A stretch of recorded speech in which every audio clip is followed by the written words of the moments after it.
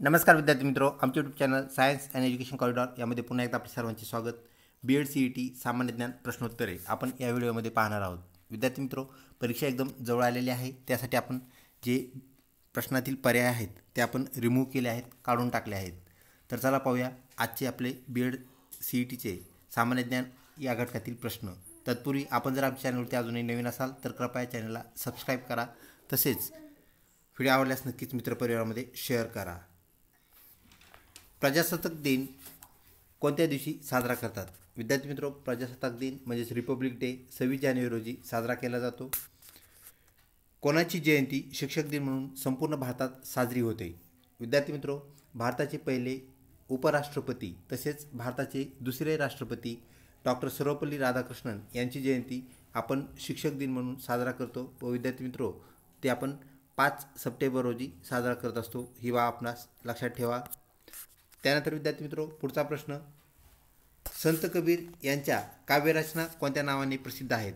तर विद्यार्थी मित्रो, संत कबीर यांच्या काव्यरचना ज्या आहेत त्या कबीरांचे दोहे म्हणजेच दोहा ह्या नावाने त्या प्रसिद्ध आहेत. ही बाब आपण लक्षात ठेवावी. पुढचा प्रश्न, संत एकनाथ महाराज यांच्या काव्यरचना कोणत्या नावाने प्रसिद्ध आहेत? तर विद्यार्थी मित्रो, आपण त्यांना भारुड, जी एक लोककला लोकगीत आपण त्याला म्हणतो, लोकगीताचा तो प्रकार आहे.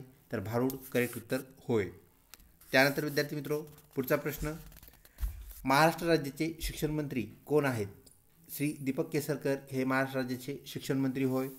पुढचा प्रश्न, कोणत्या रसायनांचा राजा म्हणतात? तर विद्यार्थी मित्रो, सल्फ्युरिक ॲसिड म्हणजेच H2SO4 ह्या ॲसिडला, ह्या आम्लाला आपण रसायनांचा राजा असं संबोधतो, असं म्हणतो. पुढचा प्रश्न, म्हैसमाळ हे थंड हवेचे ठिकाण कोणत्या जिल्ह्यात आहे? तर विद्यार्थी मित्रो, छत्रपती संभाजीनगर या जिल्ह्यामध्ये आपल्याला म्हैसमाळ हे ठिकाण अवघ्या 13 किलोमीटर अंतरावर छत्रपती संभाजीनगर येथून पाहायला मिळते. व्हिडिओ आवडत असल्यास नक्कीच लाईक करा. तसेच मित्रपरिवारामध्ये शेअर करण्यास विसरू नका. पुढचा प्रश्न विद्यार्थी मित्रो, प्लेग रोग प्रसार कोणत्या प्राण्यामार्फत होतो? तर विद्यार्थी मित्रो, उंदीर या प्राण्यामार्फत प्लेगचा रोग प्रसार झालेला आपल्याला पाहायला मिळतो. तर विद्यार्थी मित्रो, उंदीरावरती ज्या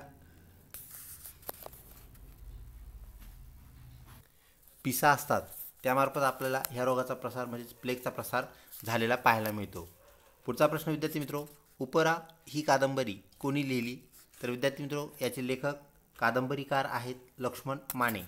त्यानंतर पुढचा प्रश्न, महाराष्ट्राचे राज्यपाल कोण आहेत? तर विद्यार्थी मित्रो, रमेश बैस हे सध्याचे महाराष्ट्राचे राज्यपाल आहेत. करंट नॉलेजमध्ये अत्यंत महत्त्वाचे असणारे प्रश्न विद्यार्थी मित्रो, सध्याचे मुख्यमंत्री, राज्यपाल, राष्ट्रपती, पंतप्रधान ह्या बाबी आपण या अनुषंगाने लक्षात ठेवाव्यात. त्यानंतर विद्यार्थी मित्रो, पुढचा प्रश्न, घारापुरी लेण्या महाराष्ट्रातील कोणत्या जिल्ह्यात आहेत? तर विद्यार्थी मित्रो, घारापुरी नावाच्या ज्या लेण्या आहेत त्या आपल्याला महाराष्ट्रातील रायगड जिल्ह्यात पाहायला मिळतात.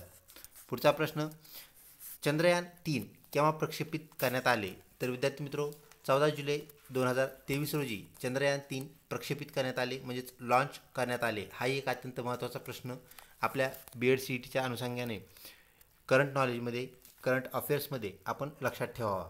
त्यानंतर पुढचा प्रश्न विद्यार्थी मित्रो, कोणत्या भारतीय महिलेस रॉकेट वुमन ऑफ इंडिया हा किताब देण्यात आला, ही पदवी देण्यात आली? तर विद्यार्थी मित्रो, ऋतू करिधल या महिलेस rocket woman of the India या नावाने संबोधले जाते. ही पदवी देण्यात आली आहे, किताब देण्यात आला आहे. तर विद्यार्थी मित्रो, मंगलयान ज्याला आपण मिशन मंगल असं म्हणतो, त्या मंगल मिशनमध्ये यांनी एक महत्त्वाची भूमिका बजावली आहे. त्यामुळे रॉकेट वुमन ऑफ इंडिया ही पदवी त्यांना बहाल करण्यात आली आहे, देण्यात आली आहे. पुढचा प्रश्न, अयोध्येची रामलल्ला मूर्ती कोणी बनवली आहे? विद्यार्थी मित्रो, प्रसिद्ध शिल्पकार, मूर्तिकार अरुण योगीराज यांनी ही मूर्ती बनवलेली आहे. करंट अफेअर्समध्ये हा एक प्रश्न हायलाइटेड आहे, तोही आपण या अनुषंगाने लक्षात ठेवावा.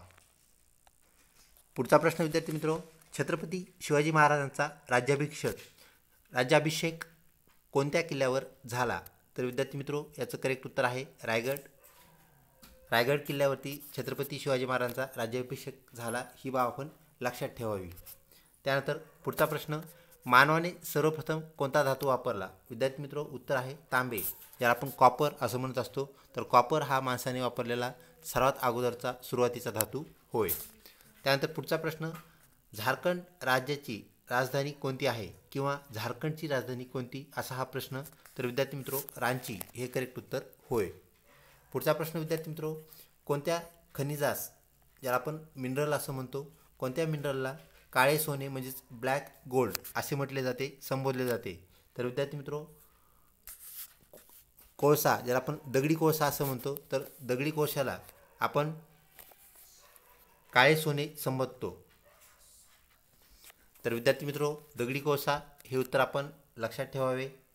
पुढचा प्रश्न, आहारात लोहाअभावी म्हणजे ज्याला आपण फेरस असं म्हणत असतो, लोहाअभावी कोणता आजार संभवतो. तर विद्यार्थी मित्रो आहारात जर नियमितपणे आपल्याला लोहाची कमतरता पडली तर ॲनिमिया नावाचा आजार आपल्याला झालेला पाहायला मिळतो. त्यानंतर पुढचा प्रश्न, सह्याद्री पर्वत कोणत्या नावाने ओळखला जातो. विद्यार्थी मित्रो सह्याद्री पर्वत हा पश्चिम घाट या नावाने प्रसिद्ध आहे, ओळखला जातो. त्यानंतर पुढचा प्रश्न विद्यार्थी मित्रो, जो की शेवटचा प्रश्न आहे, डॉटचे पूर्ण रूप काय आहे. विद्यार्थी मित्रो पूर्ण रूप ज्याला आपण फुल फॉर्म असं म्हणतो इंग्रजीमध्ये, तर हा एक महत्त्वाचा प्रश्न असतो. 2 ते 3 फुल फॉर्म आपल्याला विचारलेले पाहायला मिळतात, त्या अनुषंगाने आपण तयारी करायची आहे. तर DOT ज्याला आपण शॉर्ट फॉर्ममध्ये डॉट असं म्हणतो, dot stands for direct observation treatment. तर विद्यार्थी मित्रो ट्युबरक्युलोसिस नावाचा जो डिसीज आहे, ज्याला आपण TB असं म्हणतो, तर त्या रोगाचं हा काय आहे उपचार पद्धतीचा नाव आहे, ज्याला शॉर्ट फॉर्ममध्ये डॉट असं म्हटलं जातं. म्हणजेच पेशंटची प्रत्यक्ष पाहणी करून त्याला नियमितपणे दररोज तसेच काही आठवड्यापर्यंत त्याला बोलवले जाते व त्याची ऑब्झर्वेशन करून ट्रीटमेंट दिली जाते, म्हणून त्याला डायरेक्ट ऑब्झर्वेशन ट्रीटमेंट अशा प्रकारचं एक विशिष्ट नाव आहे, ज्याला आपण डॉट असं म्हणतो.